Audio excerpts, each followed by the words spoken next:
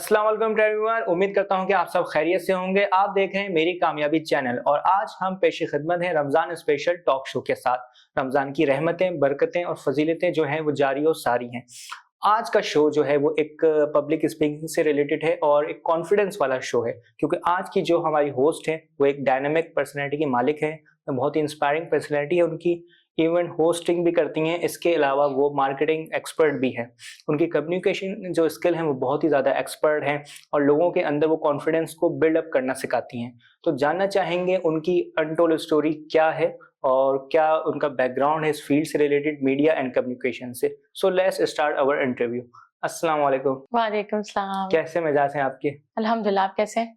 अल्हम्दुलिल्लाह मैं बिल्कुल ठीक। और सुनाए रमज़ान की क्या मसरूफियात हैं आपकी? रमज़ान जब आता है तो it's like always very busy. पहले से सारी तैयारियां, सारा चीज़ों को फिलअप करना, सारी चीज़ों को लाइन अप करके रखना, उसके वो एक्साइटमेंट, नई चीज़ें लेकर आना। So it's like always very full. तो अल्लाह का शुक्र है कि it's like going very smooth, अल्हम्दुलिल्लाह। बिल्कुल ऐसे ही। और अब तो रमजान का जो फेस्टिवल जो रमजान है वो इतना जल्दी आता है कि हमें पता ही नहीं चलता। ऐसा लगता है कि अभी हमने रोजे रखे और टाइम स्पीड बहुत फास्ट हो गई है, लगता है। बिल्कुल यही होता है। हम प्लान कर रहे होते हैं कि आ रहा है और कब आके और कब चला जाता है, लिटरली हमें पता भी नहीं लगता। अच्छा, रमजान के हवाले से मैं पूछना चाहूंगा कि रमजान से हमें क्या लाइफ लेसन मिलता है जिसको हमें अपनी आने वाली लाइफ में इम्प्लीमेंट करना चाहिए? मुझे लगता है रमजान हमारे लिए हम बहुत सारे लोगों के लिए एक ऐसा रिमाइंडर है कि कभी-कभी हम मसरूफियात में अपनी लाइफ की बिजीनेस में इतना खो जाते हैं कि sometimes we really need to pause and think कि हमारा मकसद क्या है, अल्लाह ताला ने हमें किन कुछ चीजों के लिए कहा गया है। तो मुझे लगता है वैसे नॉट स्पेसिफिकली कि हम इसको सिर्फ रमजान तक ही लिमिट कर दें, बट मुझे लगता है रमजान वो महीना है जिसमें सब एक ही जगह पे, एक ही पिच पे आके एक ही जैसा बिहेव कर रहे होते हैं, जो कि उसकी रिक्वायरमेंट होती है। तो दुआ तो यही है कि उससे पहले, उसके बाद और पूरे साल हम रमजान में अपने आप को एक बेहतर इंसान की तरह इवॉल्व करें। बिल्कुल। तो ये खाली उस महीने, उस दिन, उस वक्त तक ना हो, ये जर्नी चलती रहे। हमें ख्याल रहे कि हमें दूसरों का ख्याल करना है, हमें इसमें पेशेंस की बहुत जरूरत है। हमें सबको एक साथ आके, खूबसूरती यही है कि सब एक साथ आते हैं, एक साथ बैठते हैं। आम दिनों में भी कभी कभी हम मसरूफ होके खो जाते हैं, बट रमजान में तो स्पेसिफिकली वो एक टाइम है जब हम साथ होते हैं, साथ बैठती है फैमिली, एक्सचेंज होती है कॉन्वर्जेशंस, अल्लाह मियां से ज्यादा करीब होते हैं। तो यही है कि आप अपने आप को खुदा से करीब करें, ढूंढें अपने आप को और एक बेहतर इंसान की तरह। बिल्कुल ऐसे ही, क्योंकि रमजान की जो वाइब्स होती हैं, जो सहरी और इफ्तारी का जो एक रूहानी टाइम होता है ना, उसके अंदर जो फीलिंग्स होती हैं वो तो आप पूरे साल मिस करते हैं। बिल्कुल बिल्कुल यही बात है। बिल्कुल ऐसी है। अच्छा, मुझे ये बताइएगा आपका मीडिया और कम्युनिकेशन जो फील्ड है इसमें आने का कैसा फैसला हुआ और इसके पीछे आपका क्या बैकग्राउंड? मेरी जर्नी हमेशा से बहुत ही प्लान्ड नहीं रही, it is always being unplanned. लेकिन मुझे शुरू से पता था कि मेरी स्ट्रेंथ्स क्या हैं, what I am born for, मैं क्या ज्यादा अच्छा कर सकती हूँ। लेकिन मैंने अपनी लाइफ में बहुत एक्सपीरियंसेस और बहुत लर्निंग को फोकस किया। मुझे याद है जब मैंने अपनी पहली जॉब स्टार्ट की, तो मैं क्योंकि मार्केटिंग पढ़ी हुई थी, so I always wanted to be like a marketer और मेक स्ट्रैटेजी और plans for some of the brands.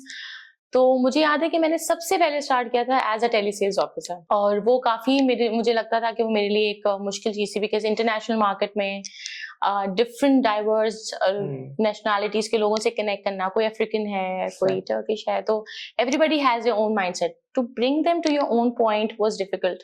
और टेलीफोनिक कॉन्वर्जेशंस जरा सी थोड़ी चैलेंजिंग होती हैं। तो मुझे याद है मैंने अपनी जर्नी वहां से स्टार्ट की और फिर स्लोली एंड ग्रेजुअली मैं मार्केटिंग में आगे बढ़ती चली गई। फिर मुझे पता लगा और मैंने सीखा कि marketing is all about making connections.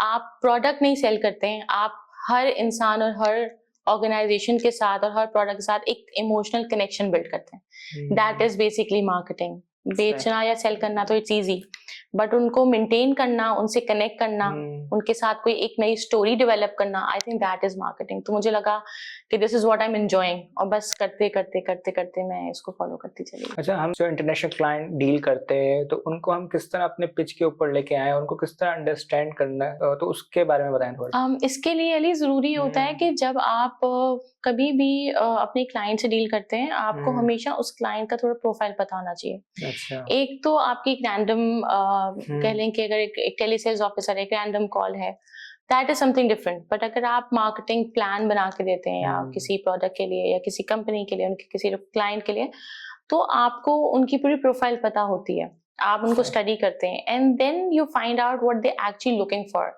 और वो गैप और वो नीड आइडेंटिफाई करके आप वो थ्रो करते हैं।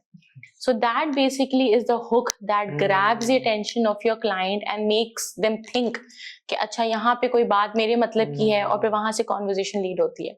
So there's a lot of homework behind it, knowing your client well, knowing your client requirements well, और फिर वो किस तरह उसको आपसे execute कराना चाहते हैं, that is something else. So that's a whole process and journey behind. सही, यानी कि इन द एंड जो एग्जीक्यूशन है वो बहुत मैटर करती है। क्योंकि अली अक्सर ये होता है कि आप एक चीज होती है स्टोरी बोर्ड, जिसको हम मार्केटिंग में ही कहते हैं, हम सोचते बहुत कुछ हैं, प्लान करते हैं, जब हम इम्प्लीमेंटेशन फेज में जाते हैं हमें दोबारा से पॉइंट 0 पे जाना पड़ता है कि नहीं, इम्प्लीमेंटेशन में एग्जीक्यूशन में ये जो हमने आइडिएट किया था वो वहां पे जाके फिट इन नहीं हो रहा। So it's always back and fourth, आप आगे पीछे होते रहते हैं, but execution part is very important, क्योंकि आइडिया तो दिमाग में है, अब उसको टू लाइफ लाना, उसको स्टोरी बनाना, उसको कनेक्ट कराना, दैट इज वेरी इंपॉर्टेंट। यानी कि एग्जीक्यूट किस तरह करना है, उसको एग्जीक्यूट कैसे हो। इन सब चीजों के अंदर जो कम्युनिकेशन है और पब्लिक स्पीकिंग है, इसकी कितनी वर्थ है और हम उसको किस तरह इम्प्रूव कर सकते हैं? अच्छा, ये दो बातें हैं। अगर तो आप अपने क्लाइंट से कम्युनिकेट करते हैं तो देखें, कम्युनिकेशन तो is like part of your daily routine. आप स्कूल में पढ़ा रहे हैं, आप टीचर हैं, आप रिलेशंस, भाई बहन हैं, पेरेंट्स हैं, फ्रेंड्स हैं, like it is everywhere, like आप कॉर्पोरेट वर्ल्ड में हैं। So communication is very important. जब तक आप कम्युनिकेट नहीं करेंगे और सही, यानी कि कम्युनिकेट करने के लिए जरूरी ये भी नहीं कि so much to talk about. मैं हमेशा ये कहती हूँ कि कम्युनिकेशन करने के लिए जरूरी है कि आप अपने कंफर्ट जोन में रहें पहले। जितना आप अपने कंफर्ट में रहेंगे, कंफर्टेबल फील करेंगे, उतना बेहतर है। अब कंफर्ट जोन का मतलब नहीं कि आप एक जगह ही बैठ गए, यानी कि जहां आपको जैसे अच्छा लगता है। If you think you can speak very like in a lively way, ठीक है, वो आपका स्टाइल है। अगर किसी को लगता है मैं पॉजेस दे के बात कर सकती हूँ, ठीक है। जितना आप कंफर्टेबल रहेंगे उतना आप क्लैरिटी की तरफ जाएंगे। फिर जब आप क्लैरिटी की तरफ जाते हैं तो आपकी कम्युनिकेशन का प्रोसेस स्टार्ट होना शुरू हो जाता है। सो ये तो एक हो गई कम्युनिकेशन की बात। पब्लिक स्पीकिंग, कॉन्फिडेंस, ये अलग चीज है। ये होती है आपके माइंड में, आपके ब्रेन। आपको अपने ब्रेन को अपने साथ अलाइन करना पड़ता है।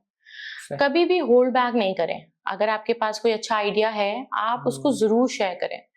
कॉन्फिडेंस का मतलब ये नहीं है कि आप 10 लोगों में बहुत ज्यादा बोल रहे हैं। कॉन्फिडेंस का मतलब यही है कि आप क्या अपना आइडिया, अपनी बात एक्सप्रेस कर पा रहे हैं। That is confidence. Confidence is not only going on stage and holding a mic and talking, it is beyond that. तो जितना आप क्लैरिटी आपकी होगी, जितना आप कम्युनिकेट करेंगे इजीली, आराम से सामने वाले को बात पहुंचा पाएंगे। फिर यहाँ पे आपका एक प्रोसेस आ जाता है, listening process. I think for a good communication you have to be a very good listener. आपने, मैं हमेशा कहती हूँ, आपने सुना ना, लोग कहते हैं कि थैंक यू, आपने मेरी बात को बड़ा अच्छा समझा, मुझे अच्छा लगा आपने पॉइंट समझा। क्यों? अब ये भी तो कम्युनिकेशन ही है ना। यहाँ पे हम बोल तो नहीं रहे, बट हम सुन तो रहे हैं। So you are listening to other persons point. आप उसके कंसर्न्स को सुन रहे हैं, आप उसकी बात को सुन रहे हैं, और जब आप उसको सुन रहे हैं तो फिर आप सुन के उसको रिवर्ट बैक उसी पॉइंट पे या उसी कंसर्न पे बात करें जहां उस इंसान को उस वक्त जरूरत है। That is a whole story I think कि आप कर सकते हैं। अच्छा, लिसनिंग के अंदर भी एक मैटर दूसरा ये भी है कि जब कोई मैसेज अपना कोई दूसरा कन्वे कर रहा होता है तो बात टाइम हम उसका कोई दूसरा मायने ले लेते हैं। तो उसमें हम कौन सा ऐसा पॉजिटिव मायने रखें कि हम जो उसका मैसेज है वो हम तक पहुंच भी सके और वो हमें कुछ मतलब बुरा भी ना लगे। अली, जब हम बहुत ज्यादा बात करने की कोशिश करते हैं ना, जब हम चाहते हैं कि हम बहुत ज्यादा इन्फॉर्मेशन दे दें, जो रिक्वायर्ड नहीं भी है वो भी दे दें, तो फिर आपके मीनिंग्स जो है वो बहुत ज्यादा आ जाते हैं। तो कम्युनिकेशन या अच्छी कम्युनिकेशन के लिए तो जरूरी यही है, और अच्छी लिसनिंग के लिए, कि जितना कंटेंट रिक्वायर्ड है उतना ही बताएं। आप उतना ही करें। अब ये दिस साउंड्स वेरी डिफिकल्ट, ऐसा लग रहा है कि ये अब अगर हम इतना लिया दिया करेंगे तो फिर हम नॉर्मल लाइफ में बात ही कैसे करेंगे। It is not that complicated, it is just, मैं हमेशा कहती हूँ कि अगर आपने अपने आप से कंफर्टेबल होना है ना, तो आप अपनी आवाज रिकॉर्ड करें, सही। और कोई भी न्यूज है वो आप पढ़ लें, रिकॉर्ड करें, वो सुने अपने आप को। क्योंकि क्या होता है कि जब आप अपने आप को सुनते हैं, आप कहीं बोलते हैं, तो आपको ऐसा लगता है कि आज मैं जैसे पहली बार बोल रही हूँ, यू नो, आपको अपना, आप कॉर्पोरेट में, आप मीटिंग में आपको कोई प्रपोजल देना है, अब आप होल्ड बैक कर लेंगे। लेकिन अगर आप यही चीज पहले प्रैक्टिस कर लेंगे, अपने आप को सुनते रहेंगे, तो आप अपने आप से करीब हो जाएंगे। It is always psych up your self first. पहले अपने आप को तैयार करें, अपने ब्रेन को अपने साथ तैयार करें। जब आपको लगता है आप उस पॉइंट पे हैं, then it becomes very easy to communicate. तो लिसनिंग के लिए और बीइंग अ गुड लिसनर, ताकि सामने वाला आपकी बात को इन अ गुड वे ले, आप बहुत ज्यादा इंफॉर्मेशन, बहुत ज्यादा लोड करने की जरूरत ना करें। Keep it very precise, keep it very minimal and keep it very light hearted. तो आई थिंक ये अच्छा हो जाएगा। बिल्कुल, आप ऐसे सही कह रही हैं, क्योंकि जब हम यूनिवर्सिटीज में पढ़ते हैं और जब हम इवेंट्स वगैरह अटेंड करते हैं, तो जहाँ पे जब कुछ एक्स्ट्रा ऑर्डिनरी इन्फॉर्मेशन होने लगती है, तो दोस्त वगैरह आगे पीछे बैठे हो तो कहते हैं यार ये तो बहुत पकार है। बिल्कुल बिल्कुल यही बात है, ओवरलोड हो जाता है ना वो। जितनी रिक्वायर्ड है, बिल्कुल जितनी रिक्वायर्ड है, एक इंसान उतनी ही इन्फॉर्मेशन लेगा। अब उससे ऊपर तो या तो वो कहीं और हवा में जा रही है, या वो यही लग रहा है कि वो हमें जो है वो बोर कर रहे हैं। सही। तो अच्छा, कोचिंग और पब्लिक स्पीकिंग में क्या डिफरेंस होता है? वैसे हम किसी की कोचिंग कर रहे हैं या कोई कोर्स वगैरह कुछ भी है, उसकी कोचिंग कर रहे हैं, काउंसलिंग कर रहे हैं, और public speaking? Ali, coaching basically it's a kind of a support जो आप सामने वाले को देते हैं। मेंटोर्स होते हैं आपके, आप एडमायर करते हैं किसी को, आपकी इंस्पिरेशन होते हैं बहुत सारे लोग। मैं भी अगर आज बोलती हूँ तो मैं बहुत सारे स्पीकर्स हैं जिनको सुनती रहती हूँ, उनकी जो छोटी रील्स देखती रहती हूँ। तो हर इंसान कहीं ना कहीं किसी को इंस्पायर करता है, उनके मेंटोर्स होते हैं। Coaching basically is something where you get the guidelines, where you get to know कि which is the right path to go, मेरी direction क्या होनी चाहिए, जो मैं कर रहा हूँ क्या मैं zigzag direction में तो नहीं जा रहा या जा रही। So there's someone who's being there with you, who's coaching you, providing you the support when it's needed. जैसे हम क्रिकेट होता है हमारे पास, फुटबॉल है, हमारे कोचेस होते हैं, तो a coach has an eye, और सामने वाला को भी पता होता है कि if I go wrong, my coach is there, वो मुझे बता देंगे। तो एक बड़ी अंडरस्टैंडिंग, बड़ा कनेक्शन डेवलप हो जाता है। आपने देखा होगा कि कितने फुटबॉल के कोचेस हैं, many times they only show their eyes. आप देखेंगे कितने आपने मैचेस देखे होंगे जिसमें कोच कभी अल्फाज से बोल भी नहीं रहा होता, लेकिन प्लेयर को समझ में आता है कि मेरा कोच की इस वक्त इंस्ट्रक्शन क्या है। So coaching is something very different and very connected thing. Whereas public speaking is basically, after coaching, it makes you prepared to come and face the audience. अब जरूरी अगेन फिर वही हमारे यहाँ कॉन्सेप्ट क्या है, पब्लिक स्पीकिंग बोलते हैं, हमारे जहन में आता है कि हमें माइक लेके ही कोई बात करनी होगी, हमें स्टेज पे ही जाना होगा। आप अगर अपनी मीटिंग में अगर अपना प्रपोजल अच्छा दे सकते हैं, अगर आप कन्विंस अच्छा कर सकते हैं, अगर आप अच्छे पॉलिसीज दे सकते हैं, अगर आप अच्छी प्रेजेंटेशंस दे सकते हैं, अगर आप इंटरव्यूज अच्छे कर सकते हैं। सीएस आप देखते हैं कि कितने सीएस ऑफिसर्स बन रहे हैं, उनसे कितने टफ सवाल होते हैं, but have you always seen उनका कॉन्फिडेंस, उनका बात करने का अंदाज कितना डिफरेंट होता है। और आप उनकी जर्नीज कभी सुने तो वो कभी वन टाइम नहीं होती, वो कितनी प्रैक्टिस करके उस चेयर पे और सीट पे आके बैठते हैं, और कितनी बार कितनी उसमें से रिजेक्ट होते हैं, और थर्ड अटेम्प्ट फोर्थ अटेम्प्ट के बाद जाके exactly so there is lot of things involved, और फिर वो जाके कुछ आपको एक अच्छा स्पीकर बनाते हैं। बिल्कुल ऐसी है।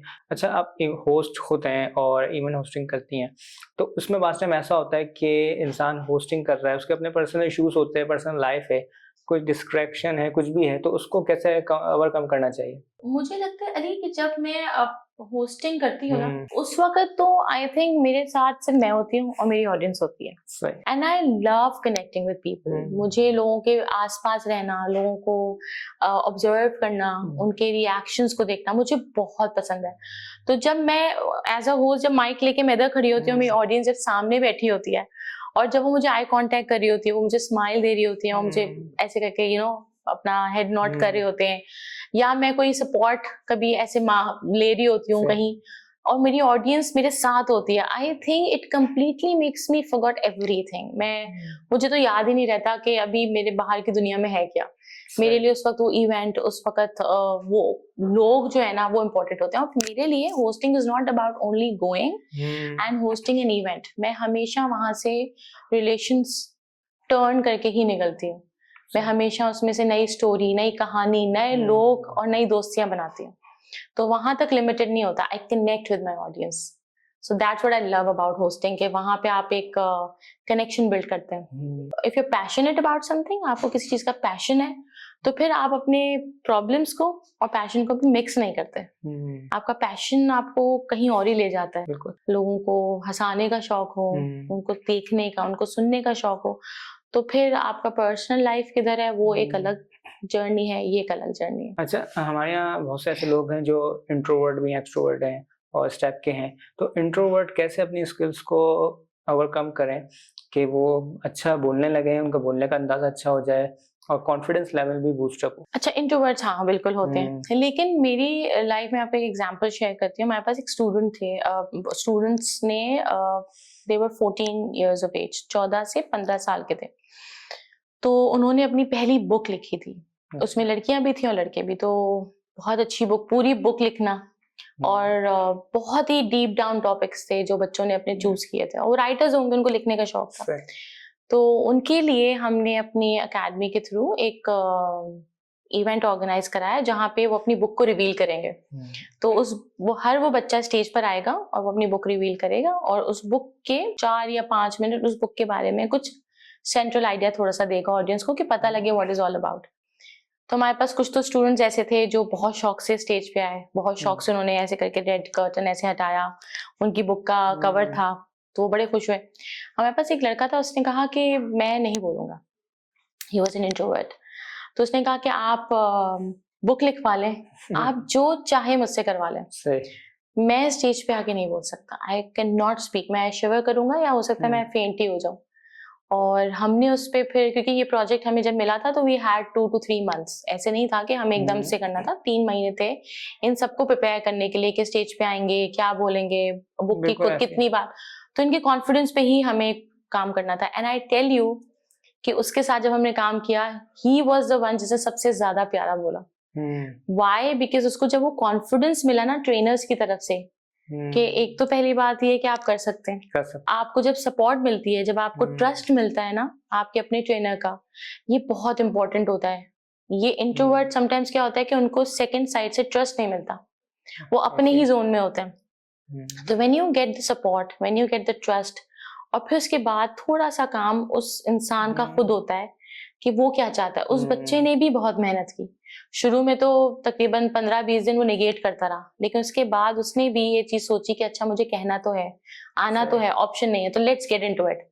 1 दिन हुआ, 2 दिन हुआ, करते करते करते करते he was on stage and spoke well, और सबको पता था, एंड एवरीबॉडी स्टूड अप, और सबने उसके लिए इतनी तालियां बजाई, he was literally he was overwhelmed. इसमें एक केस और भी है, एक केस ये है कि हमारे यहाँ बहुत से लड़के ऐसे हैं, वो मुझसे खुद कहते हैं कि जब हम प्रेजेंटेशन देने जाते हैं तो बॉयज की अगर क्लास है तो उसमें तो दे देंगे, लेकिन जो गर्ल्स है ना उनके सामने हमारी टांगें कांपती हैं। यही होता है, ये लिटरली बहुत होता है। मेरे पास ऐसे स्टूडेंट्स हैं, मैंने अभी हाथ भी कांपते हैं कुछ लोगों के। यही होता है, लड़कियों को बॉयज से होता है, बॉयज को थोड़ा सा होता है कि अगर ऑडियंस में लड़कियां ज्यादा हो तो जरा सा वो नर्वस हो जाते हैं। लेकिन वही वाली बात है कि ये जर्नी है, ये वाली जो यूनिवर्सिटी एज होती है ना, ये आपकी बिल्डिंग स्टेज है।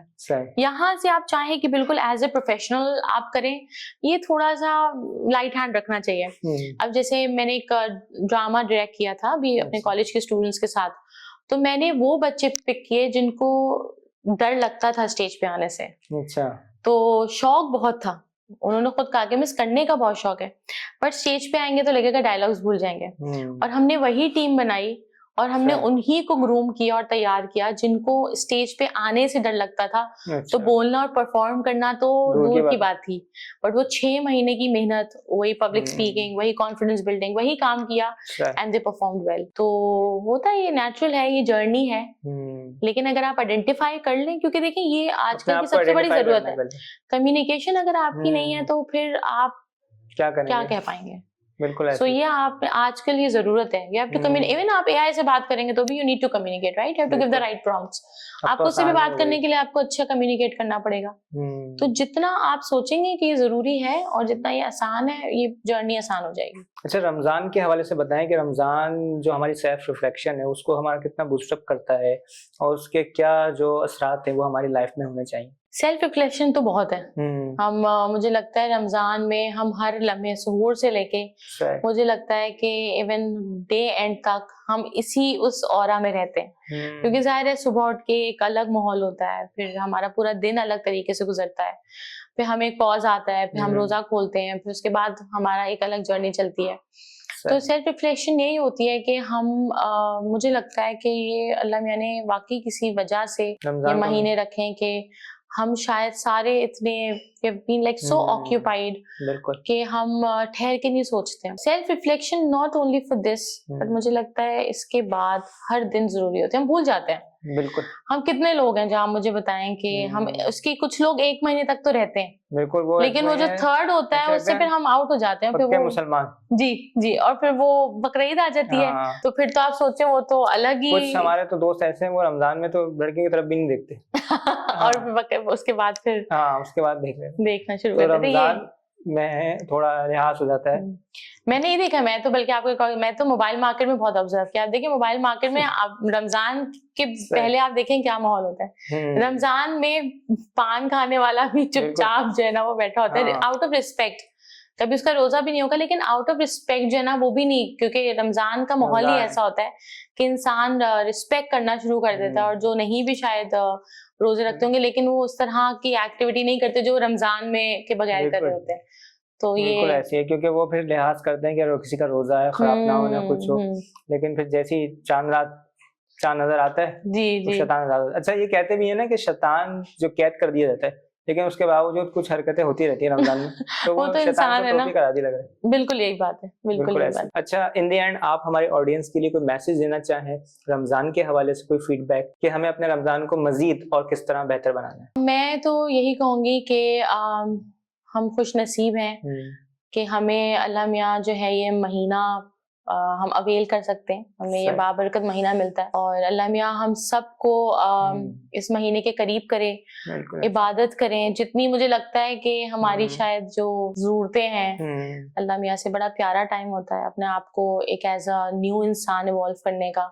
मैंने देखा है बहुत सारे लोग इसके बाद जो है ना वो चेंज भी आता है, थोड़ा चेंज आ जाता है। हम जो भूल जाते हैं फिर हम वो उसको अपने आदत में ले भी आते हैं। तो इबादत करें, सबका ख्याल करें। अगर कुछ आम दिनों में मिस कर देते हैं तो वो ना करें। इस महीने को जितना भरपूर मैं कहती हूँ आप इस्तेमाल कर सकते हैं, इसमें लोगों के काम आ सकते हैं, आप आएं। और ये सिर्फ अभी नहीं, रमजान नहीं, इसको अपनी आदत बना लें कि जब अगला रमजान आए तो आपकी हैबिट ही बन जाए कि ये तो आपके लिए कोई नई बात नहीं। बिल्कुल ऐसी है। बहुत शुक्रिया महविश आपका कि आपने अपना कीमती वक्त हमारे शो के लिए निकाला, और बहुत अच्छा लगा आपसे मिलकर। आपकी जो इन्फॉर्मेशन और जो बातें थी उनसे बहुत कुछ सीखने को मिला, और ज़रूर हमारी ऑडियंस को भी बहुत कुछ सीखने को मिला होगा। तो रमज़ान जो है वो एक बाबरकत और फजीलत वाला महीना है। इस रमज़ान हमने करनी है इबादत, और उसके साथ रखना है दूसरे लोगों का भी ख्याल। रमज़ान का जो महीना है वो सिर्फ भूख प्यास का महीना नहीं है, बल्कि एहसास का महीना है कि जो लोग भूखे रहते हैं, जिनके पास खाने को नहीं है, तो हम उनकी भूख महसूस कर सकें, और हमारे पास जितना है हम अपनी ज़ात से कुछ कर सकें, बेहतरी इस माशरे के लिए भी और अपने लोगों के लिए भी। तो इस रमज़ान नेकियां करें खूब। अल्लाह ताला इस रमज़ान हमारी तमाम इबादतों को कबूल फरमाए। मिलते हैं आपसे फिर किसी नए एपिसोड में अपने नए मेहमान के साथ। रखिएगा अपना ख्याल। अल्लाह हाफिज़।